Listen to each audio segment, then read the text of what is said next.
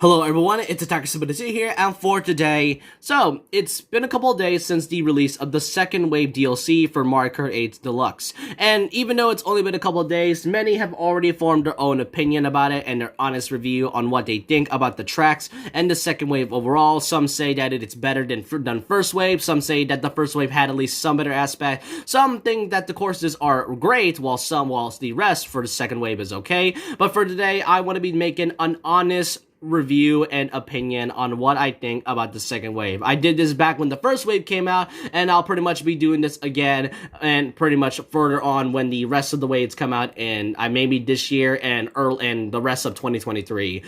Before I started, first of all, these are my opinions. Second of all, I will be kind of judging them by how great the visual is, how great the music is, track-wise, and I guess its creativeness as well. And also, I will be talking about a bit from the first wave as well, as they did make some adjustments to a few other courses. Just a few. It's not all of it, but just a couple of them. But with that, let's not waste time, but let's get started and talking about my honest review for the second wave for Mario Kart 8 Deluxe, starting off with the Turnip Cup.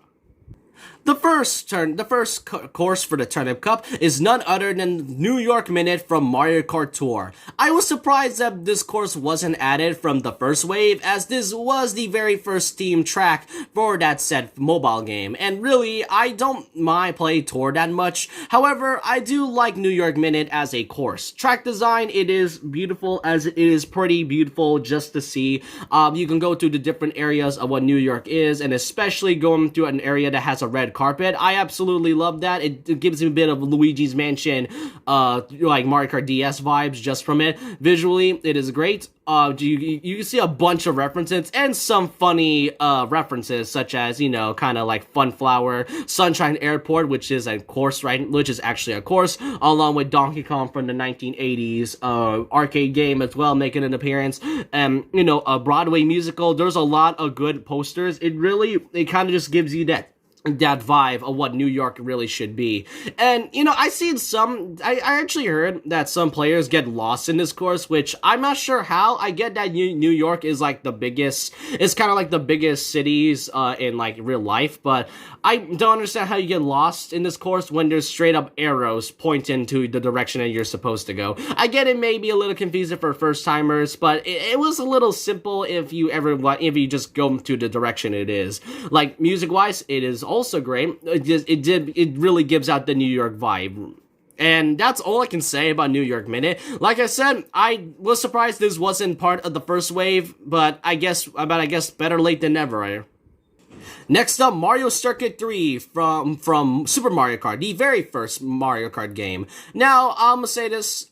This course is basically just the Toad Circuit of Wave 2. However, I will say that Mario Circuit 3 is at least a little better than Toad Circuit. Reason I say that is because Toad Circuit felt pretty short, and there was really nothing else anything else I can truly say about it. There were no obstacles, there was pretty much nothing about this. For Mario Kart Circuit 3, it is a little better as there are a few obstacles. It's a little longer, and despite some people saying that it looks pretty bad just from graphics wise, I don't really mind this, as I mean, if this was ported in like the 3DS and Mario Kart 7, then I feel like some would have said the same thing at least. However, it is pretty long. It is pretty satisfying to go very fast in this, and overall, the music, it still retains that great Super Mario Kart music track, so I pretty much like it. So, overall, even though it's just okay, it is a little better than Toad Circuit from Mario Kart 7.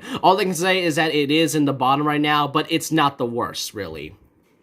Next up, Calamari Desert from Mario Kart 64. This is an interesting one, because not only do they mix both the first Calamari Desert from Mario Kart 64, but also Calamari Desert 2 from Mario Kart Tour, which means you can actually go through the tunnels and you could accidentally get yourself hit by the train, which is a little bit rough because you're in a tight space inside the tunnel, and you could and if you messed up, you're pretty much lost going into first place somehow. Overall, I find this an excellent course. Mixing both of those tracks together is an excellent choice from Nintendo, and overall, I would say that this is so far the best one, in my opinion. However, there's still one more track we have to talk about in the Turnip Cup. The last course out of the Turnip Cup is none other than the most anticipated one that fans have been wanting ever since the announcement of the DLC, Waluigi Pinball from Mario Kart DS. The real question is, however, when this course was out, was this worth the wait? Was this worth all those years? Wanted this course ever since Mario Kart 7? Yes, it is. Visually, it is great. Track design, it is also great, just going into the pinball aspect. And even though some didn't like how it looks because it doesn't give out the vibe from Mario Kart DS, I don't mind this at all, as even though it does look like it comes from Tour, it actually fits well when it comes to the casino and pinball vibe. Music is still great though. It's amazing as always, just like from the original. Nothing can ever change the music for Mario Kart DS, and especially when it comes to Waluigi Pinball. Overall, this is the best course out of all of them. It is still fun to this day, fast-paced, and they still retain the sound effects whenever you get the item boxes. I just love how they still kept Waluigi Pinball, even though he doesn't get that much love when it comes to other stuff. Nintendo really knows how to make great courses for both Wario and Waluigi. Next up is the Propeller Mushroom Cup, starting off with Sydney's Sprint from Mario Kart Tour. I'm not sure what else I can say about this. I thought visually it's great. Track-wise, just like with Paris Promenade, you can definitely change it changes every time each lap goes. I mean, yeah, that goes with almost every single tour themed track. But with Sydney Sprint, I actually find this a bit more enjoyable than Paris Promenade or Tokyo Blur. I just don't know what else I can say about it. Plus, I mean, if you're Australian, then you might love this course a lot. Next up is Snowland from Mario Kart Super Circuit. I was surprised that this course was added. I mean, some prefer Vanilla Lake from Super Mario Kart. However, Snowland seems like a better choice. I do love the additional penguins. I also love the move-in item boxes that goes there. The music is still great. Track-wise, it is a bit too short, however, but all I can say is that it's at least a bit more visually better than Toad Circuit from Mario Kart 7. I know I said I don't really like that course a lot for the past few months and all, but really, I mean, what else can I say about about Toad Circuit? It is a little bit boring. For Mario Circuit 3 and Snowland, at least this one was a little better, at least. And I mean, come on, I'm being honest right now. Next up, another long-awaited course like Waluigi Pinball, Mushroom Gorge from Mario Kart Wii.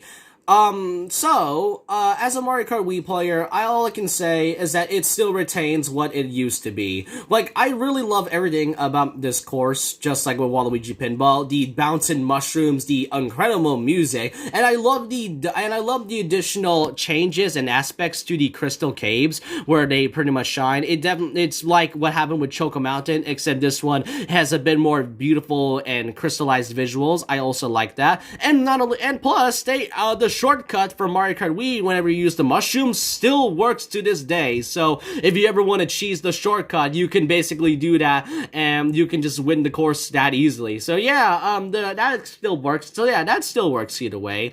Overall, Mushroom Gorge still retains what it is, track-wise, music-wise, visual-wise, and especially with other stuff. It's still great. I'm not trying to be biased here, alright? This is me being honest. And finally, the last course for the Propeller Cup and the last course for the DLC of Wave 2 for now, Sky High Someday. Just like with Ninja Hideaway, this is a course specifically made for Mario Kart 8 Deluxe before being added to Tour. So it's basically, I guess we're going to expect a lot of Tour original tracks that will be added to Mario Kart 8 before being added to that game. So overall, is this a really good course? Well, I find this excellent. It's not amazing though. Visually, it is very colorful. It really gives me a Fall Guys map vibe just from the looks of it. It is weirdly colorful that it feels like it should be in Fall Guys. Second, track-wise, it is kind of like a loop, however, whenever you go in a loop, it is at least exciting to go through it. There's a lot of great things about it. Going inside an ice cream cone, using the rails as your gravity boost, which I do like, and I love the different wafers as signs. Like I said, creatively, it is great. Track-wise, it is a little kind of boring when it comes to being a loop. I know, Baby Part exists, but I had 7 laps. This one had 3 laps, and it was a little bit longer. But I do like the music, overall, and really, that's all I can say for the rest about Sky High Sundae. It doesn't beat Ninja Hideaway just from this track, alright? Sky High Sundae, while it is an excellent course, doesn't really live up to my expectations. Well, okay, maybe I shouldn't say that, but then again, I am being honest here, so, really, it's an excellent course overall. So yeah, that's all for Wave 2 for Mario Kart 8 Deluxe. Now, if I want to rank them personally, Waluigi Pinball and Mushroom Gorge at the very top, Calamari Desert and Sky High Sundae in like the second place. Sydney's New Year Minute in third. Fourth place Sydney Sprint. Fifth being Snowland, and finally the last place being Mario Circuit 3. And the question is this better than the first wave? Absolutely. Most of the courses are great visually, musically, track-wise, and especially from its creativeness. And I think it's really better than the first wave in my opinion. And, you know, speaking of the first wave, let me just talk about a few of those. They actually adjusted a few things, such as the sand and the grass textures for Toad Circuit, and also Choco Mountain, and also the Shy Guys and cars, they can actually move now instead of just being there. So if I have to update it, I can say that Coconut Mall from the first wave, it almost goes to the very top. It's in the middle of excellent and amazing.